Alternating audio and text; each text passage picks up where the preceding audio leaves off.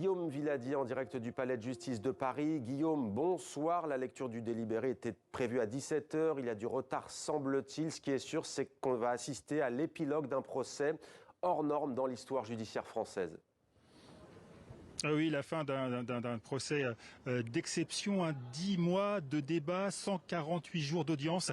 Les 9 juges de la Cour d'assises spéciale de Paris ont délibéré pendant 3 jours dans un huis clos total dans une caserne sous haute protection, dans une caserne de la région parisienne, avec cette lourde tâche, juger le procès d'un attentat, l'attentat le plus grave commis sur le sol français au XXIe siècle. Et cette question en filigrane: comment punir à la hauteur du crime commis tout en respectant les normes de la justice? Pas de justice d'exception, c'est ce que demandent aussi les parties civiles.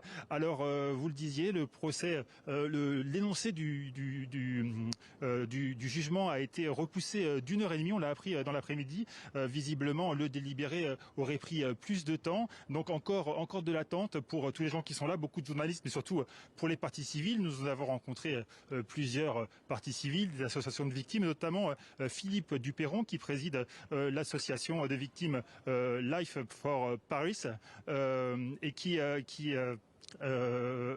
pardon, c'est pas cette association de victimes, c'est Fraternité 13 novembre, excusez-moi, et qui comprend très bien ce retard, qui dit que ça signifie que la Cour fait tout son possible pour être à la hauteur de ce procès historique. Je vous propose de l'écouter.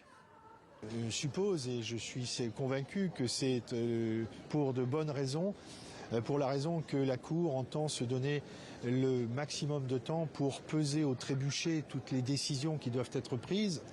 Les enjeux, nous les connaissons tous, ils sont très importants pour tout le monde, pour les victimes, pour la société, pour tous. C'est la réponse que nous envoyons, en fait, c'est un vrai message qui est envoyé par la justice de la République à tous les accusés et à la nation, et par conséquent il faut que cela soit pesé avec la plus grande rigueur. Il y a l'après immédiat et puis il y a aussi très probablement un appel. L'appel fait partie de la procédure pénale. Il est assez peu probable que sur 14 accusés, tous soient satisfaits de la peine qui leur sera infligée. Et par conséquent, il faut se préparer à l'appel. Mais l'appel ne sera jamais le procès de première instance. Il ne sera jamais vécu avec la même intensité. Ceux qui ont éprouvé le besoin de venir ici porter leur douleur, qu'ils soient d'ailleurs familles endeuillées ou rescapés, n'éprouveront sans doute pas le même besoin.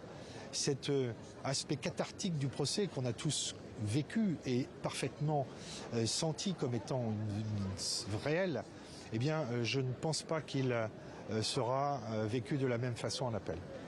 Voilà, Philippe Duperron, président de l'association 13-11-15 Fraternité Vérité, au micro de Guillaume Villadier et Guillaume Gouet. Guillaume, on vous laisse retourner assister à ce procès et donc dans quelques minutes à la lecture du délibéré.